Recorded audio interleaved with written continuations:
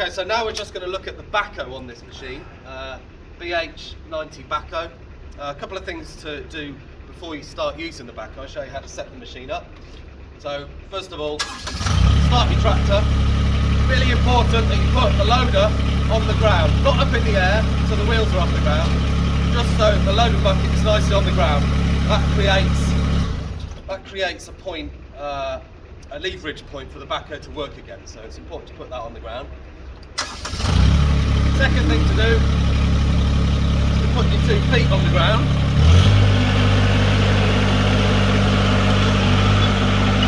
Just put them on the ground loosely for now. I'll turn the engine off so you can hear me talk as well. Now this machine is set up with a spin round seat, so you've got some adjustment forwards and backwards, so you need to pull the seat slightly forwards, and using the one at the rear you can lift the seat up, and then the one on the side will spin it round. And for most people you want the seat a little bit back.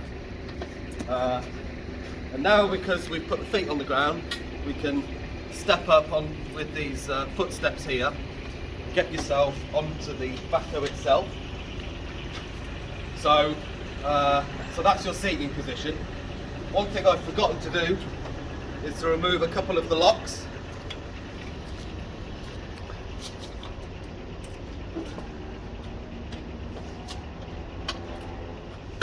So you have to be sitting on the seat to start the tractor.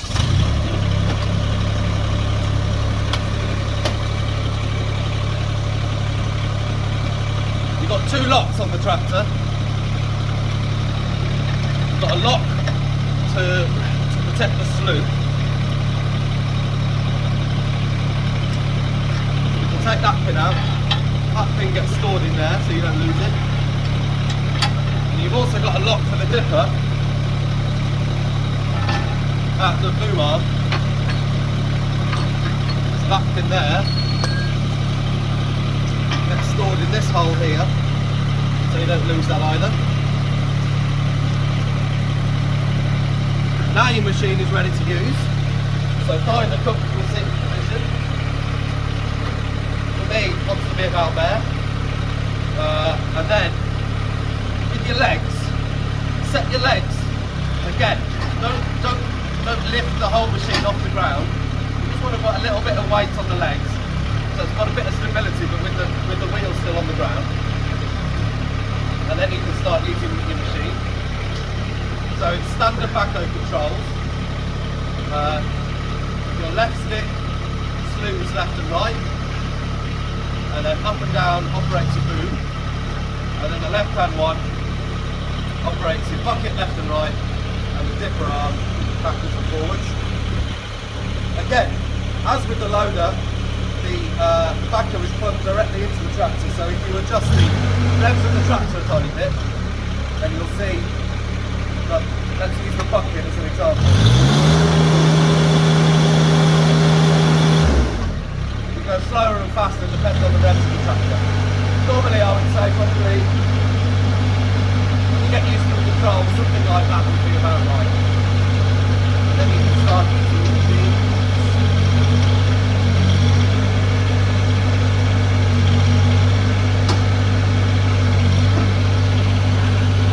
Pretending that we're doing something.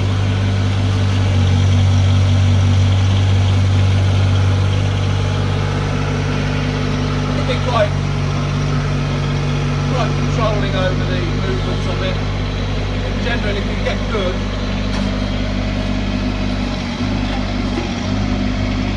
you can use a couple of services at the same time.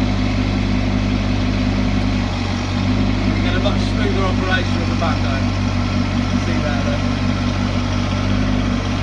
A little bit of practice, quite easy to use.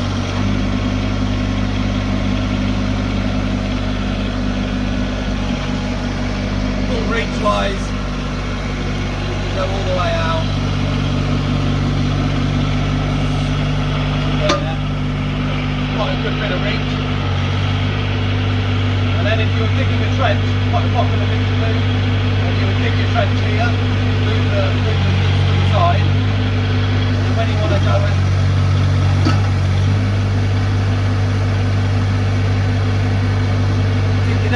trench,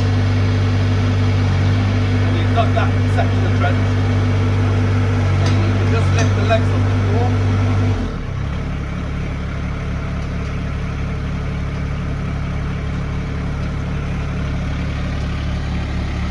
Get off the tractor, spin it round, move forwards a little bit, plug it back on the ground.